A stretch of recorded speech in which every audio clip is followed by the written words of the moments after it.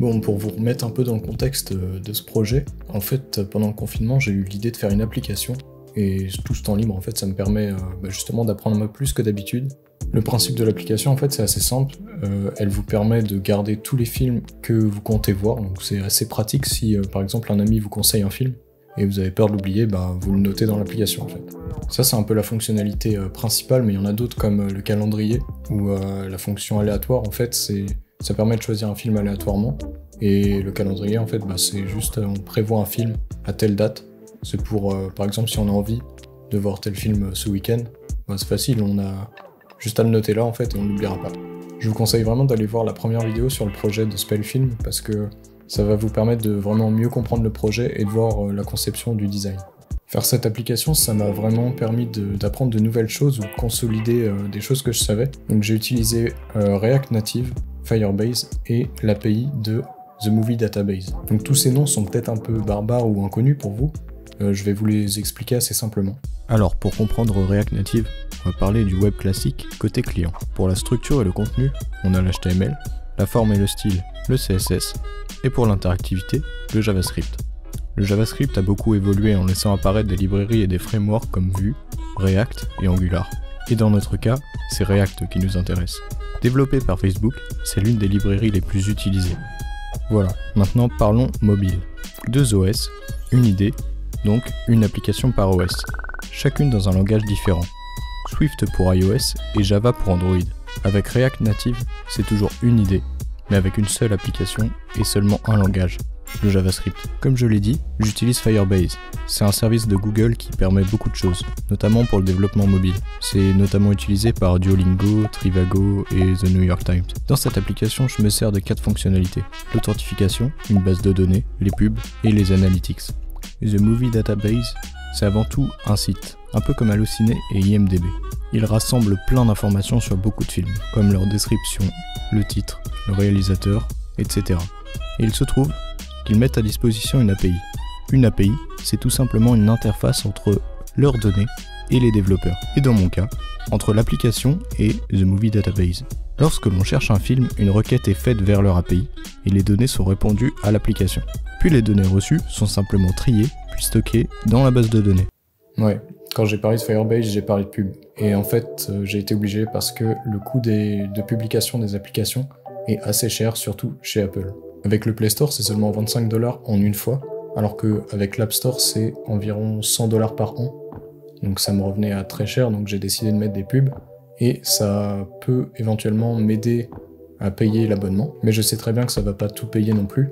Donc si au fur et à mesure ça aide un peu, je la publierai ensuite sur l'App Store. Je voulais pas que les pubs soient trop envahissantes et dérangeantes, alors j'en ai mis seulement 2. Mais l'emplacement va peut-être changer au fur et à mesure, ça dépendra de ce que ça rapporte et comment les utilisateurs ressentent ces pubs en fait. Mais pour le moment, je compte vraiment pas en ajouter parce que c'est vraiment un contre-cœur que je fais ça. Mais c'est le seul moyen en fait que j'ai trouvé pour pouvoir publier Spellfilm sur les 2 plateformes. Pendant votre utilisation de l'application, vous allez peut-être voir quelques changements par rapport à la première vidéo. En fait, c'est juste parce que j'ai fait des modifications juste pour soit des contraintes techniques, ou juste, en fait, j'avais envie de changer certaines choses, ou certaines choses n'étaient pas assez claires, donc c'était beaucoup plus simple de faire comme ça. Par exemple, trier par réalisateur, ou pouvoir chercher dans un champ le titre du film, parce que quand on a environ 80 films comme moi, par exemple, ou plus même, c'est vraiment super long de scroller à l'infini en fait. Il y a pas mal d'autres petites choses comme ça, par exemple comme l'indicateur par rapport aux films ajoutés et aux films vus. Ça a un petit peu changé aussi.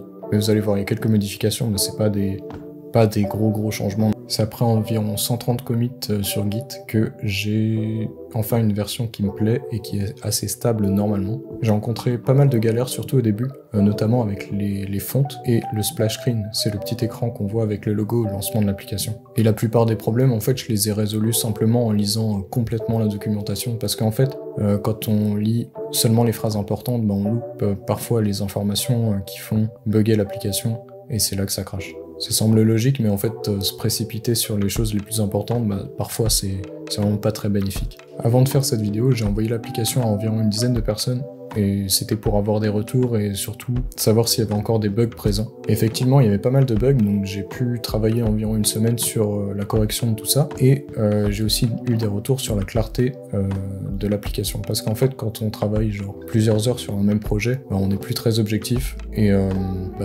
tout ce manque d'intuitivité, bah, on le ressent pas en fait, c'est nous qui avons créé ça. Donc forcément, on ne sait plus objectivement ce qui est intuitif ou pas. Donc je voudrais remercier toutes les personnes qui ont pu m'aider et faire des retours sur mon application parce que ça m'a vraiment aidé à l'améliorer.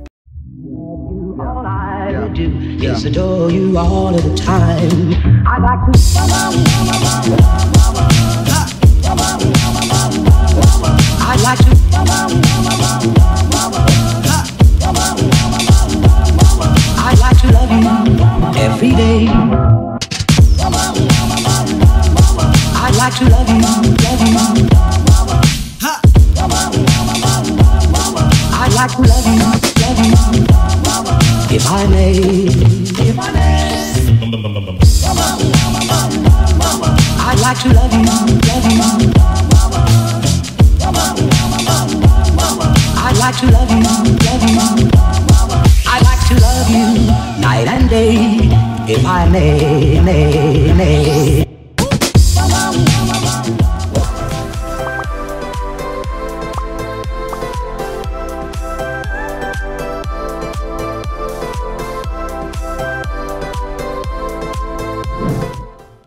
Bon, sinon l'application est enfin disponible sur Play Store, donc vous pouvez la télécharger.